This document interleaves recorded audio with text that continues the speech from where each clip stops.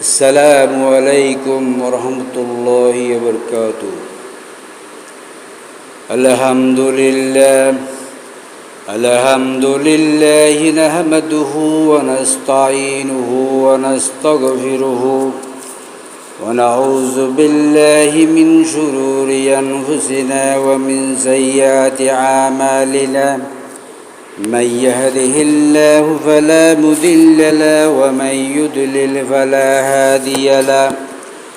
ونشهد أن لا إله إلا الله وحده لا شريك له ونشهد أن محمدا عبده ورسوله الذي أرسله بالحق بشيرا ونذيرا وداعيا إلى الله بإذنه وسراجا منيرا.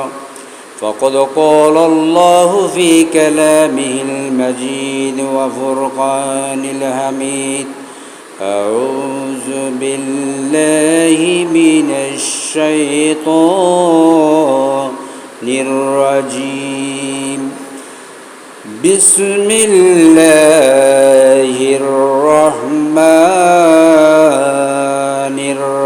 الرحيم. إن الله وملائكته يصلون على النبي يا أيها الذين آمنوا صلوا عليه وسلموا تسليما.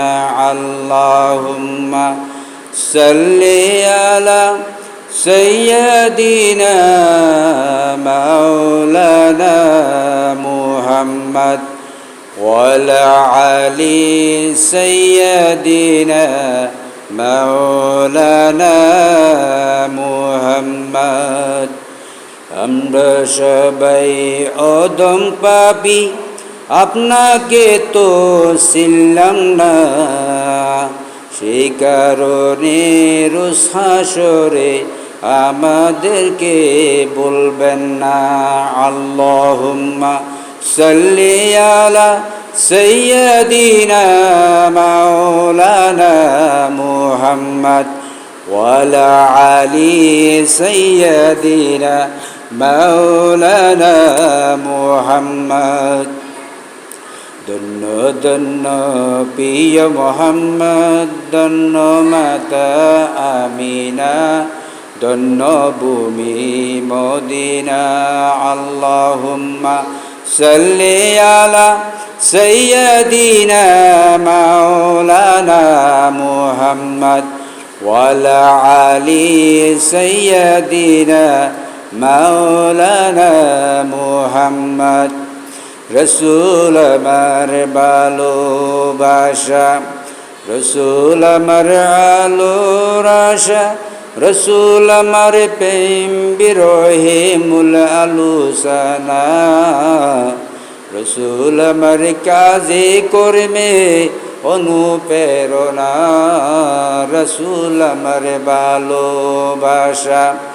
আল্লাহুম্মা সাল্লি আলা سيدنا مولانا محمد وعلى آل سيدنا مولانا محمد. بلغ العلا بكماله كشف الدجى بجماله حسنت جميع صالح সাল্লু আলাইহি ওয়া আলিহি। আলহামদুলিল্লাহ, মুহররম মাস শেষ হওয়ার পরে সফর মাস শুরু হয়েছে। আজকে জুমায় আশেপাশে যারা আছেন সবাইকে রাতের মসজিদে চলে আসার জন্য বলবো। অত্র এলাকার উলামায়ে কেরাম, মুসল্লি ভাই, মুরব্বী, সমবয়সী, সর্বস্তরের মানুষ এবং পর্দার আড়ালে মা ও বোনেরা, আসসালামু আলাইকুম ওয়া রাহমাতুল্লাহি ওয়া বারাকাতুহু।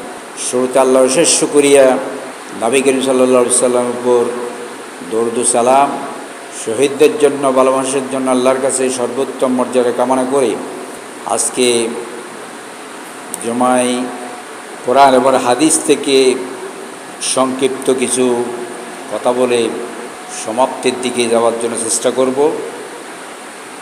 এই মাসটা হলো সফর মাস।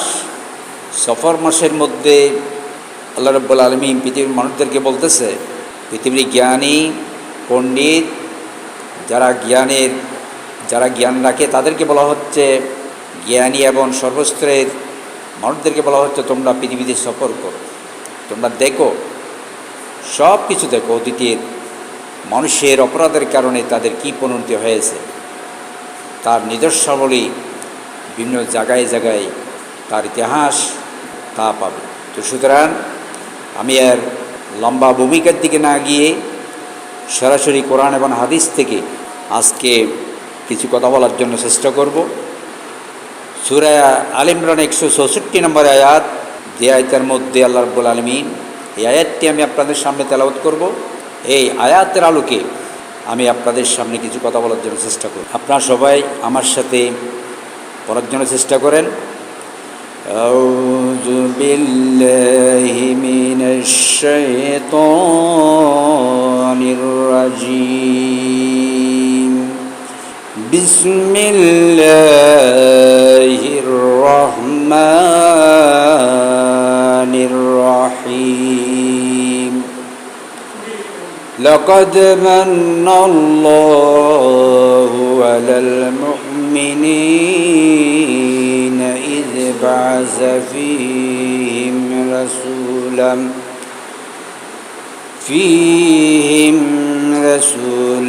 মিন أنفسهم يتلو عليهم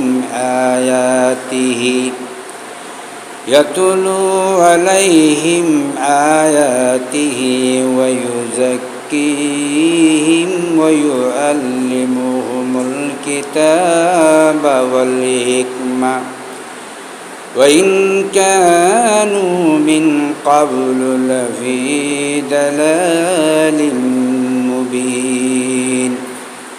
সাদাকাল্লাহুল আযীম। সূরা আলে ইমরান 164 নম্বর আয়াত, লাকাদ মান্নাল্লাহু আলাল মুমিনিন, অবশ্যই আল্লাহ রাব্বুল আলামিন মুমিনদের উপরে দয়া করেছেন, মায়া করেছেন। মুমিনদের প্রতি আল্লাহ রাব্বুল আলামিন, বিশ্বাসীদের প্রতি, ঈমানদারদের প্রতি আল্লাহ রাব্বুল আলামিন বিশাল দয়া করেছেন। সেই দয়া হলো ইযা বা'আসা ফীহিম রাসূলাম মিন আনফুসিহিম, তাদের মধ্য থেকে একজনকে তিনি যখন রাসূল হিসেবে পৃথিবীতে প্রেরণ করলেন। ইয়াতুলু আলাইহিম আয়াতিহি, তিনি সে রাসূল তাদের কাছে তার আয়াতগুলি তেলাওয়াত করে শোনাবেন। ওয়া ইউযাক্কিহিম, তাদেরকে এই কোরআনের আলোকে তাদেরকে পরিশুদ্ধ করবেন। ওয়া ইউআল্লিমুহুমুল কিতাব ওয়াল হিকমা, এই কোরআনের আলোকে তিনি তাদেরকে কিতাব শিক্ষা প্রদান করবেন এবং এর হিকমত কৌশলাদি তাদেরকে শিক্ষা প্রদান করবেন। ওয়া ইন কানু মিন ক্বাবলু লাফি দালালিম মুবিন, আল্লাহ রাব্বুল আলামিন পরিষ্কার ভাষায় বলে দিচ্ছেন, এর আগে তারা সবাই গোমরাহির মধ্যে নিমজ্জিত ছিল, অন্ধকারের মধ্যে ছিল। এটা হলো আয়াতের সরল তর্জমা। এখানে প্রথম অংশের মধ্যে আল্লাহ রাব্বুল বলছেন, লাকাদ মান্নাল্লাহু আলাল মুমিনিন, অবশ্যই অবশ্যই আল্লাহ রাব্বুল আলামিন মুমিনদের উপরে দয়া করেছেন, মায়া করেছেন। মুমিনদের জন্য তিনি সঠিক রাস্তা তিনি দেখা দিয়েছেন। সেটা কি? সেটা হলো তিনি তাদের মধ্য থেকে একজনকে বিশেষ জ্ঞান দিয়া রাসূল বানাইয়া তাদের কাছে প্রেরণ করলেন, যাতে ইয়াতুলু আলাইহিম আয়াতিহি, তিনি তাদের কাছে তার আয়াতগুলি তাদেরকে তেলাওয়াত করে শোনাবেন, বর্ণনা করবেন। ওয়া ইউযাক্কিহিম, তাদেরকে সেই কোরআনের আলোকে তাদেরকে পরিশুদ্ধ করবেন। ওয়া ইউআল্লিমুহুমুল কিতাব ওয়াল হিকমা, তাদেরকে কিতাব এবং হিকমত শিক্ষা প্রদান করবেন, জ্ঞান প্রদান করবেন। ওয়া ইন কানু মিন ক্বাবলু লাফি দালালিম মুবিন, ইতিপূর্বে তারা সবাই গোমরাহির মধ্যে, অন্ধকারের মধ্যে, হতাশার মধ্যে তারা সবাই নিমজ্জিত ছিল, তারা সবাই ব্যস্ত ছিল, তাদের কোনো দিশা ছিল না। আল্লাহ রাব্বুল আলামিন তাদের কাছে নবী পাঠাইয়া, কিতাব পাঠাইয়া তাদেরকে দয়া করলেন, পৃথিবীর মানুষের প্রতি দয়া করলেন, মায়া করলেন। সেজন্য আমাদেরকে কোরআন নবী করিম সাল্লাল্লাহু আলাইহি সাল্লামের মাধ্যমে লক্ষ লক্ষ নবী রাসূল পাঠাইয়া পৃথিবীর মানুষদেরকে তিনি দয়া করেছেন, মায়া করেছেন। পৃথিবীর মানুষেরা বিভ্রান্তের মধ্যে ছিল, অন্ধকারের মধ্যে ছিল, হতাশার মধ্যে ছিল, কোনো দিশা ছিল না, কোনো ধরনের নিয়ম শৃঙ্খলা, কোনো ধরনের নিয়ম রোল, কোনো ধরনের ব্যবস্থাপনা তাদের মধ্যে ছিল না।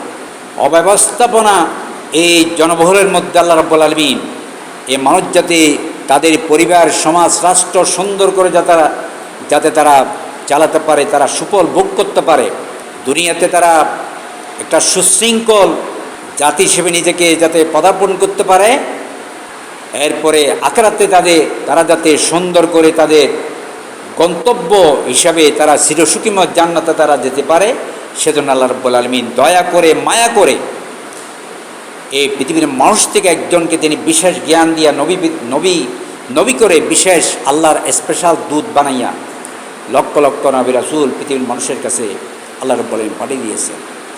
সাথে আল্লাহ রাব্বুল আলামিন বিশেষ গাইড বুক 104খানা কিতাব তিনি পৃথিবীর মানুষের কাছে তিনি পাঠিয়েছেন। সর্বশেষ তিনি তার স্পেশাল কিতাব, তার বিশেষ একেবারে চূড়ান্ত কিতাব পৃথিবীর মানুষের জন্য কিয়ামত পর্যন্ত এই কিতাব হলো যে কিতাবের মধ্যে এক চুল পরিমাণ কোনো সন্দেহের কোনো অবকাশ নেই। সন্দেহ তো নাই, সন্দেহের কোনো অবকাশও সেখানে নাই। আল্লাহ রাব্বুল আলামিন বিভিন্ন জায়গার মধ্যে তিনি চ্যালেঞ্জ করেছেন, জ্ঞানীদের কাছে চ্যালেঞ্জ করেছেন, মহাপণ্ডিতদের কাছে চ্যালেঞ্জ করেছেন, তোমরা দেখো আমার কোরআন কোনো ধরনের ভুলভ্রান্ত আছে কিনা, তোমরা চ্যালেঞ্জ করো। যেখানে পৃথিবীর মানুষের সন্দেহ করেছে সেখানে আল্লাহ রাব্বুল আলামিন সেখানে তার সুন্দর জবাব তিনি দিয়েছেন।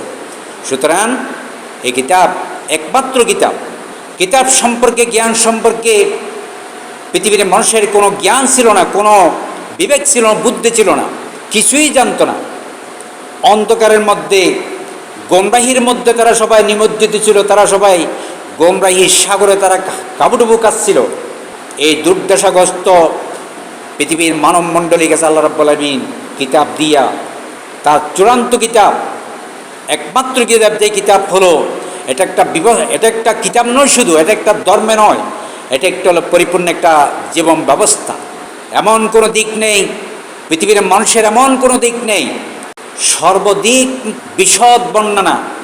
এই কোরআন থেকে যদি মানুষরা যদি কোরআন নিয়ে যদি গবেষণা করতে করতে মানুষ হয়রান হয়ে যাবে, তারপরে কোরআনের শেষ পর্যন্ত তারা উদ্ঘাটন করতে পারবে না। সুতরাং এত সুন্দর কিতাব, এত সুন্দর ব্যবস্থাপনা যদি আজই যদি মানুষ যদি গ্রহণ করে, একজন মানুষ, সমাজ, রাষ্ট্র সকল ক্ষেত্রে যদি তাদের ব্যবসা বাণিজ্য, কলকারখানা, যে কোনো অবস্থার মধ্যে যদি এই কোরআনকে যদি গ্রহণ করা হয়, তাহলে তাদের সেই অবস্থা এত চমৎকার হবে, এত সুন্দর হবে, কোনো ধরনের বিশৃঙ্খলা সেখানে আর থাকবে না। এত সুন্দর একটা কিতাব। সেজন্য আল্লাহ রাব্বুল আলামিন সূরা আল ইমরান 166 নম্বর আয়াতের মধ্যে আল্লাহ বলছেন, আমি পৃথিবীর মানুষের জন্য, বিশ্বাসীদের জন্য, মুমিনদের জন্য আমি দয়া করলাম তাদের কাছে কিতাব পাঠাইয়া, নবী পাঠাইয়া। সেই বর্ণনা আল্লাহ রাব্বুল আলামিন সূরা আল ইমরান 166 নম্বর আয়াতের মধ্যে বলছেন, লাকাদ মান্নাল্লাহু আলাল মুমিনিন, অবশ্যই আল্লাহ রাব্বুল আলামিন মুমিনদের উপরে দয়া করেছেন, মায়া করেছেন, করুণা করেছেন, বুকে টেনে নিয়েছেন, ভালোবাসা দেখাই দিয়েছেন মুমিনদের উপরে। আল্লাহ রাব্বুল আলামিন দয়া দেখাইয়া, মায়া দেখাইয়া এভাবে পৃথিবীর বিশৃঙ্খল জাতিকে সুন্দর করে নবী পাঠাইয়া, কিতাব পাঠাইয়া, ব্যবস্থাপনা দিয়া এত সুন্দর করে আল্লাহ রাব্বুল আলামিন বুকে টেনে নিলেন। আল্লাহ রাব্বুল আলামিন বলছেন, ইযবাসা ফীহিম রাসূলাম মিন আনফুসিহিম, তাদের মধ্য থেকে বিশৃঙ্খল জাতি থেকে একজনকে নবী করে লক্ষ লক্ষ নবী রাসূল তিনি তাদের মধ্যে পাঠালেন। কেন পাঠালেন? ইয়াতুলু আলাইহিম আয়াতিহি, তার কিতাব, তার আয়াত যাতে এই অন্ধকারাচ্ছন্ন এই বিশৃঙ্খল উশৃঙ্খল এই জাতির মধ্যে যাতে তিনি তার তেলাওয়াতগুলো সুন্দর করে যাতে তেলাওয়াত করতে পারে। এমন সুন্দর তেলাওয়াত বিধর্মীদের, খ্রিস্টানদের বিশাল একটা মঞ্চের মধ্যে পৃথিবীর যারা ধর্মীয় কিতাব যারা তেলাওয়াত করে তাদেরকে ইনভাইট করা হলো। ধর্মীয় কিতাব যারা সুন্দর করে তেলাওয়াত করতে পারে, পৃথিবীর সকল ধর্ম গ্রন্থ তেলাওয়াতকারীদেরকে তাদের কাছে ডাকা হলো, বিশাল মঞ্চ করা হলো, লক্ষ লক্ষ মানুষদেরকে ডাকা হলো। তারপরে একজনকারী ধর্মীয় কিতাব, ধর্মীয় গ্রন্থের কারীদেরকে তাদেরকে তেলাওয়াত করার জন্য বলা হলো। হিন্দু গ্রন্থ তেলাওয়াত করার জন্য হিন্দু কারি পণ্ডিতকে ডাকা হলো, সে তার কিতাবকে তেলাওয়াত করলো। পৃথিবীর মানুষেরা শুনলো, জ্ঞানীরা শুনলো, যারা রিপোর্ট করবে তারা রিপোর্ট করলো। এরপরে খ্রিস্টান ধর্মের পণ্ডিতকে ডাকা হলো, খ্রিস্টান ধর্মের কারিকে ডাকা হলো, সেও তার খ্রিস্টান ধর্ম তেলাওয়াত করলো। পরিশেষে কোরআনের বাহককে, কোরআনের কারিকে যখন ডাকা হলো, একজনকে 10 মিনিট করে টাইম দেওয়া হলো। মিশরের সর্বশ্রেষ্ঠ কারি আব্দুল বাসেত তিনি যখন কোরআন থেকে তেলাওয়াত করা যখন শুরু করলেন, প্রথমে তিনি আউযু বিল্লাহ এবং বিসমিল্লাহ বলে কোরআন থেকে তিনি যখন তেলাওয়াত করতে শুরু করলেন, তিনি যখন দীর্ঘ নিঃশ্বাস নিচ্ছিলেন, দীর্ঘ নিঃশ্বাস নিয়ে তিনি যখন সুন্দর করে যখন কোরআন তেলাওয়াত করলেন, পৃথিবীর তাদের রিপোর্ট যারা করবে তারা একেবারে তাদের মধ্যে তারা কোরআনের মধ্যে হারিয়ে গেলেন, তারা রিপোর্ট করতে পর্যন্ত ভুলে গেলেন। কারি আব্দুল বাসেত তিনি কোরআন থেকে তেলাওয়াত করতে করতে ঘন্টার পর ঘন্টা তেলাওয়াত করতে শুরু করলো, কিন্তু কোনো তাকে ওয়ার্নিং করা হলো না। তিনি যখন কোরআন থেকে তেলাওয়াত করলেন, কিন্তু টাইম দেওয়া হলো মাত্র 10 মিনিট, কিন্তু 10 মিনিটের জায়গার মধ্যে ঘন্টার পর ঘন্টা তেলাওয়াত করলেন। কোরআন থেকে যখন তেলাওয়াত করলেন, রিপোর্টকারীরা তাকে ওয়ার্নিং করতে বলে গেলেন। যারা ওয়ার্নিং করবে তারা পর্যন্ত নিজেদের মধ্যে হারিয়ে গেল। পৃথিবীর মায়া, পৃথিবীর এত চাকচিক্যময় সব কিছু, এত রঙ্গমঞ্চ সব কিছু বলে গিয়ে তারা কোরআনে তেলাওয়াতের মধ্যে এমনভাবে ঢুকে গেল। কোরআন তেলাওয়াত তাদের প্রথম শোনার পরে তারা অবাক হয়ে গেল, এত সুন্দর কোরআন তেলাওয়াত তারা শুনতে শুনতে অবাক হয়ে গেল, তাকে ওয়ার্নিং করতে পর্যন্ত তারা বলে গেলেন। এমন কিতাব আল্লাহ রাব্বুল আলামিন পৃথিবীর মানুষের কাছে পাঠালেন, যে কিতাবের তেলাওয়াত সুন্দর, যে কিতাবের অর্থ সুন্দর, যে তেলাওয়াতের ব্যাখ্যা বিশ্লেষণ সব কিছু এত সুন্দর, যে কোরআনের তেলাওয়াত যদি এত সুন্দর হয়, অর্থ যদি এত সুন্দর হয়, ব্যাখ্যা বিশ্লেষণ যদি এত চমৎকার হয়, তাহলে তোমাদের পরিবারে, সমাজে, রাষ্ট্রে, যদি সকল ক্ষেত্রে, ব্যবসা বাণিজ্যে, কলকারখানায়, দোকানও যদি তুমি যদি কোরআনের আলোকে রসুলের দেওয়া বিধান অনুপাতে তোমার দোকান যদি, তোমার ব্যবসা বাণিজ্য যদি শুরু করো, তাহলে তোমার দোকানটা একটা শান্তিময় পরিবেশ বিরাজমান হবে। তাহলে কোরআনের কাছে আমরা আসি না বলে, কোরআনের কাছে রসুলের পরিবেশের মধ্যে আসি না বলে আমরা কোরআন থেকে কোনো ধরনের মজা আমরা বের করতে পারি না। বের না করে আমাদের জাতিগুলো এমনি এমনি চলে যাচ্ছে, কোথায় যাচ্ছে তার কোনো খবর নাই।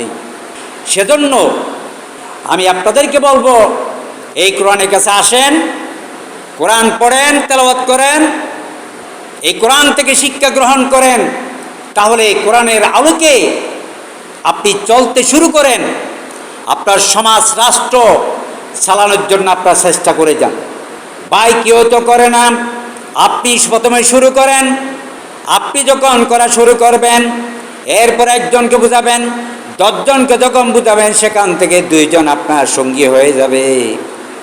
আপনি যখন 20 জনকে বুঝাবেন, 100 জনকে যখন কোরআনের দাওয়াত পৌঁছে দিবেন, নবীর এই দাওয়াত আপনি যখন সমাজের মধ্যে যখন শুরু করবেন, তারপরে দেখবেন সমাজ থেকে একজন এমন ব্যক্তি উঠে আসবে, সে আপনি যা পারেন নাই তার 10 গুণ সে আপনাকে পরিবেশ তৈরি করে দিবে।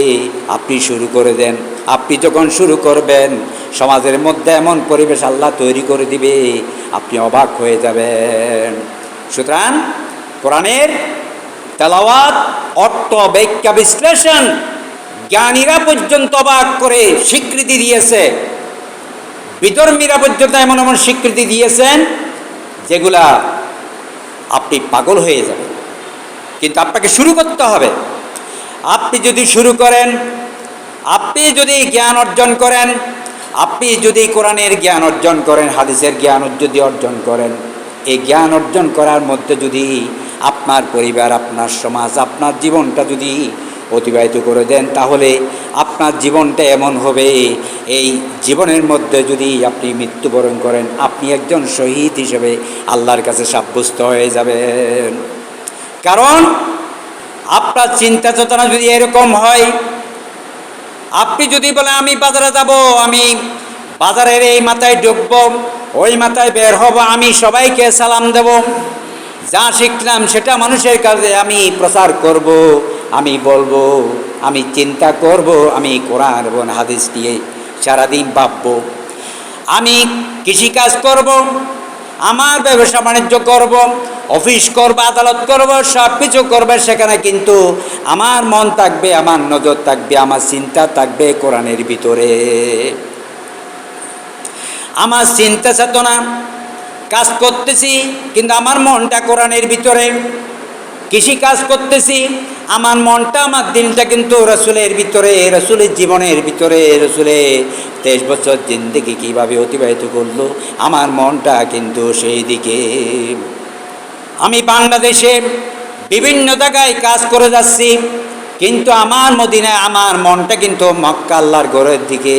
যদি আল্লাহর ঘরটা যদি দেখতে পারতাম, এরকম যদি আশা আকাঙ্ক্ষা নিয়ে যদি কাজ করতে পারেন, আপনার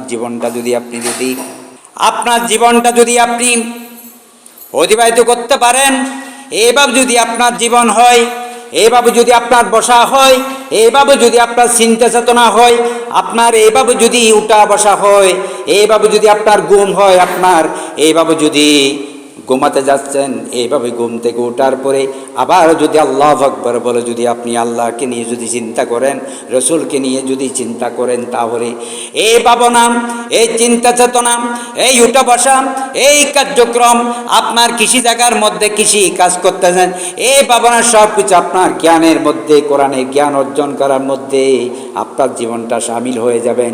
এই কৃষি কাজ করার মধ্যে যদি আপনার মালাকুল মউত আসে, যদি আপনার জীবনটাও যদি নিয়ে যায়, তাহলে আপনি একজন আল্লাহর কাছে শহীদ হিসেবে সাব্যস্ত হবেন। কারণ জ্ঞানের জন্য কোনো ধরনের বয়স নাই। সেজন্য আল্লাহ রাব্বুল আলামিন প্রথম জ্ঞানটাই করে দিয়ে বললেন, নবী করিম সাল্লাল্লাহু আলাইহি সাল্লাম তার মৃত্যুর কোলের মধ্যে তিনি জ্ঞানের কথা বলেছেন, পৃথিবীর মানুষদেরকে বলেছেন, ও আমার সাথীরা, ও আমার বন্ধুরা, ও পৃথিবীর মানুষেরা, তোমাদের কাছে দুইটা জিনিস আমি রেখে যাচ্ছি। আমি তোমাদের কাছে দুইটা জিনিস রেখে যাচ্ছি। একটা হলো, এই দুইটা জিনিস তোমরা তোমাদের জীবনে, মরণে, হাসরে, সকল ক্ষেত্রে, সমাজে, তোমাদের টোটাল জীবনে তোমরা যদি এই দুইটা কিতাব ধারণ করতে পারো, আগ্রহ ধরতে পারো, শক্ত করে যদি ধারণ করতে পারো, এটার শিক্ষা নিয়ে যদি তোমরা তোমাদের জীবন যদি অতিবাহিত করতে পারো, তাহলে তোমরা জীবনে কিয়ামত পর্যন্ত